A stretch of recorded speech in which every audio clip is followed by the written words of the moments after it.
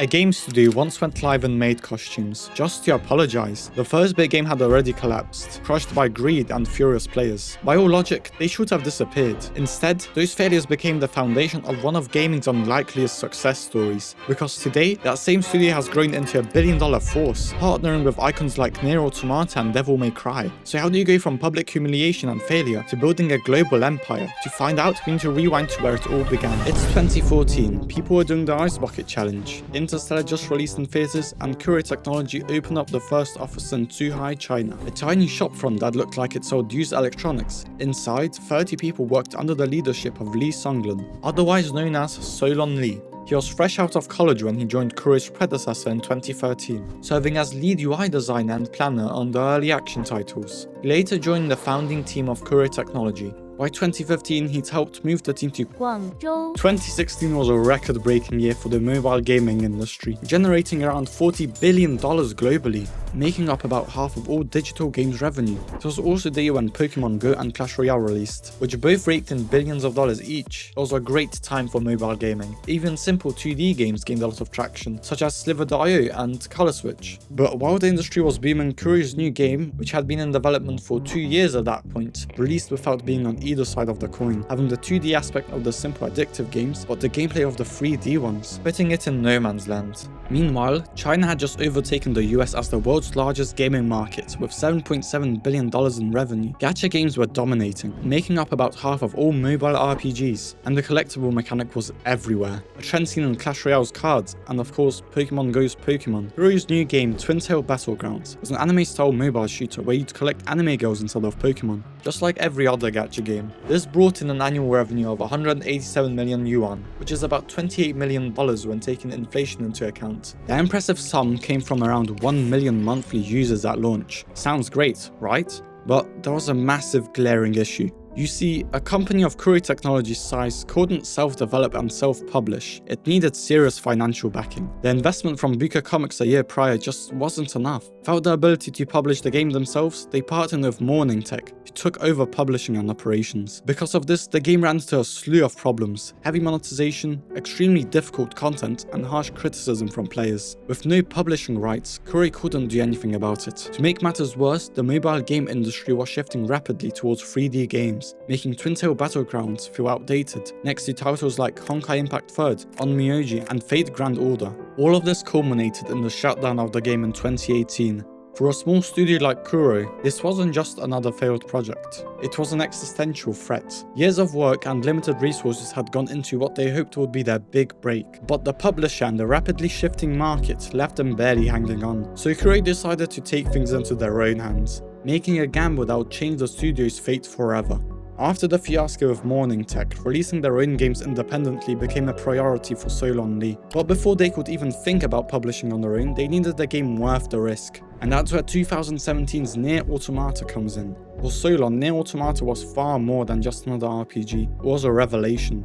Experiencing its post-apocalyptic world, fast-paced action combat, and the emotional weight of its storytelling, he found himself deeply moved. In later interviews, Solon described how the game left a lasting impact on him, fundamentally shifting his outlook on what games could and should be. It wasn't just professional inspiration. It was a personal turning point that made him rethink Kuro Games' entire direction. Nier proved that players wanted more than flashy combat or catchy tunes. They were hungry for narratives that made them think, for worlds that felt truly alive, and for characters grappling with real existential questions. The bar was suddenly much higher, and the gap between what was possible on console and what existed on mobile became impossible for Solon to ignore. He saw that gap as both a problem and an opportunity. The emotional storytelling and thematic depth of Nier Automata became his blueprint.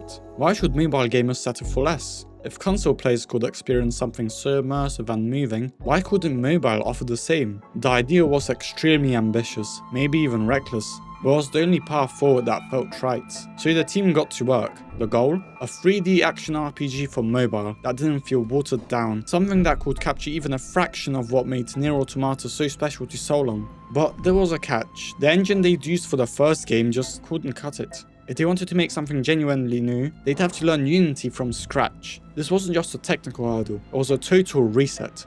The team had to unlearn old habits, pick up new skills, and do it all while burning through what little cash they had left. Progress was slow. Most mobile devs at the time were churning out puzzle games and basic RPGs, not console-level 3D action. Finding people with the right skills was like looking for a needle in a haystack. Early builds were off, low frame rates, clunky controls, visuals that barely hinted at their ambitions. Every step forward seemed to reveal 3 new problems. But that's what set Kuro apart. They didn't quit. They kept iterating, learning, and chasing that vision inspired by what Nier Automata had shown was possible. The stakes were high, but so was the potential payoff. So if they could pull this off, they wouldn't just have a new game, they'd have a reason for players to care. After months of iterations, Kuro finally had something to show for the risk they took. A rough but ambitious demo. It wasn't just the technical lead that stood out. The passion behind the project was obvious to anyone who played it. Word of this upstart studio's vision started to ripple through the Chinese gaming scene. Catching the attention of Hero Games, investor Wu Dan saw something in Kuro. When he visited the studio, he didn't just see a prototype. He saw a team pouring their hearts into every detail, determined to prove that mobile games should be more than disposable entertainment. After seeing the demo and hearing Solon Lee's vision firsthand, Wu Dan moved quickly.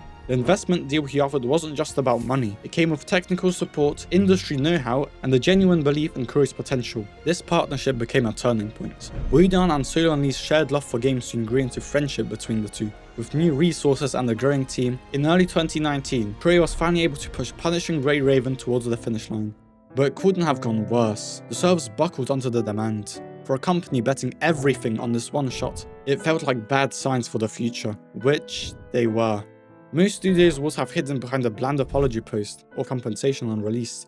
Solon and his lead planner chose a different path. With no in-game compensation to offer, they decided to give the community something more personal, a live-streamed apology, while dressed as Rem and Ram from ReZero. 到我们现在游戏还有很多的问题没有解决，但请相信我们，在未来的版本里面会带给大家更好的一个版本，更高质量的一个版本。 Instead of distancing themselves, they leaned into the embarrassment, showing players that they cared enough to put their own dignity on the line. The effect was immediate. The community's frustration quickly turned to support, and trust that had been lost was quickly rebuilt. Players saw that these weren't just faceless executives, they were real people, willing to own their mistakes and do better. As 2019 was nearing its end, the official launch date for Punishing Grey Raven finally arrived. Excitement was at its peak. Players flooded forums and social media, waiting for the chance to finally get their hands on the game. But the servers couldn't handle the players again. Thousands found themselves locked out and frustration spread like wildfire. It was a repeat of the closed beta's chaos, but this time on a much larger scale.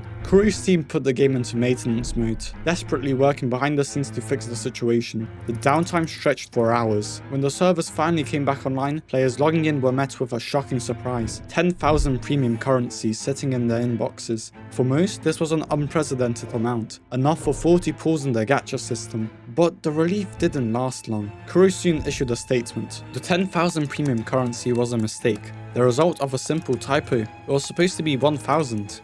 To correct it, Kuro made the difficult decision to roll back the servers. The backlash was swift and severe. Players felt blindsided and betrayed, and negative reviews poured in. On TapTap, one of China's largest app stores, the game's rating plummeted to 4.8 out of 10. The controversy exploded, and for a moment, it looked like a typo caused by someone on their team fat-fingering the keyboard might doom the game's future. That evening, Solon and the lead planner went live to address the community directly, this time in normal clothing. The chat was relentless, with players venting their anger and disappointment. Amid the flood of comments, one stood out. Do you even see your players as human?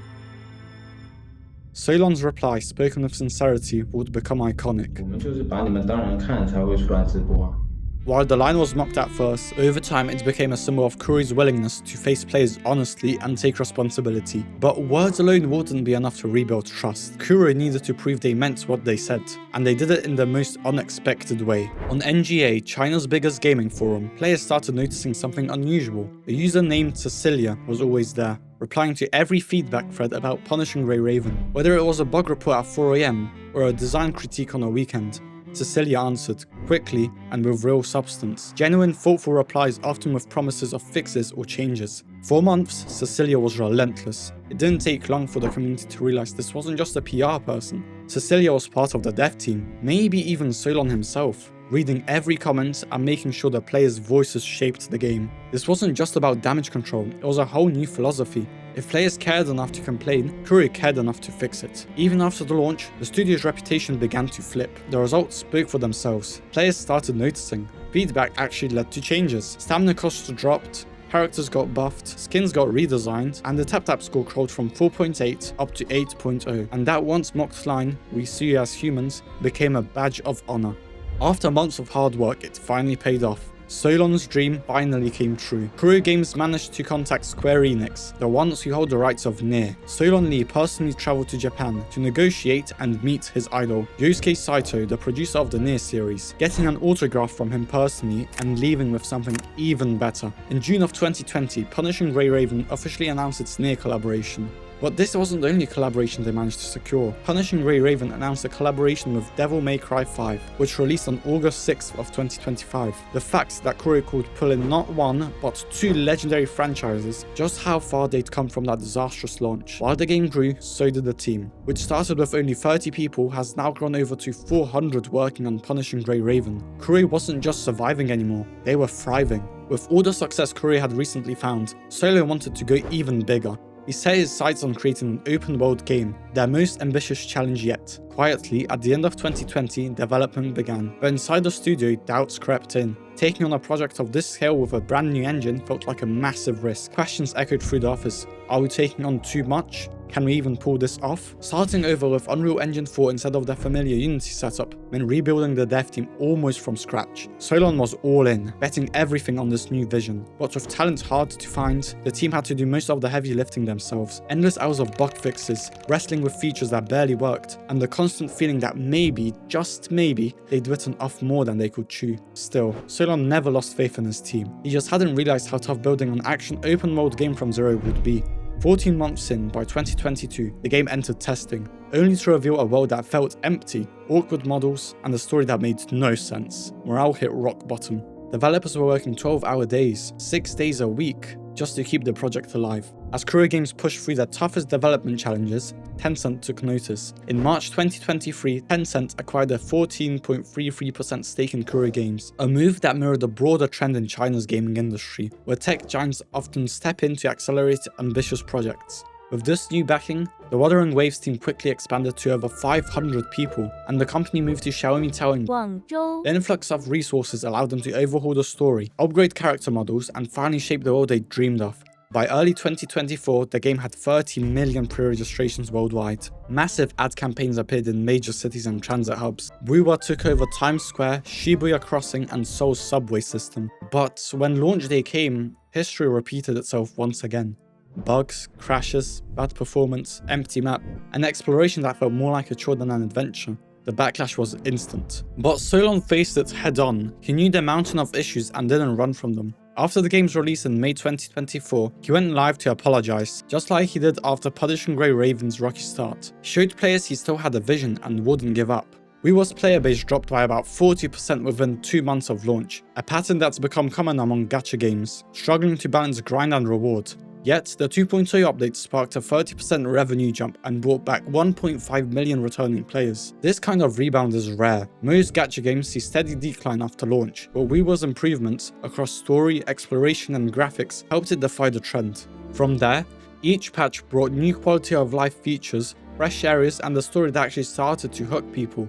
Wuthering Waves was nominated for Best Mobile Game and Players' Voice Award at the Game Awards 2024, and won Mobile Game of the Year at the Gaming on Phone Awards, reflecting its visibility during a highly competitive year for gacha titles. When Solon was asked, "What were your expectations for Wuthering Waves?" he said, "As long as Wuthering Waves can survive, that's enough." But now, the game wasn't just surviving, it was competing in the top tier of global gacha games. In 2023, the Huron Research Institute valued Kuro Games at approximately $1.7 billion, making it one of the most valuable private game studios founded after the year 2000. And by December 2024, Tencent acquired a 51.4% majority stake, purchasing an additional 37% from Hero Entertainment, and opted for a hands-off approach, allowing Kuro to operate independently while providing fresh resources for future projects. But Solon isn't stopping there. Kuro Games is already working on the next ambitious project, an MMO codenamed Project Nami. Expected around 2025, it's described as an action multiplayer game blending technology and fantasy. After everything they've learned from Wuthering Waves, the mistakes, the recovery, the success, Kuro is getting big on the future once again. They proved something rare in this industry. When game devs actually listen, games don't just survive, they thrive. It's a lesson most big studios forget, but one that could shape gaming's future. This was my first video. If you enjoyed it and want more stories like this, subscribe and share it around. It really helps.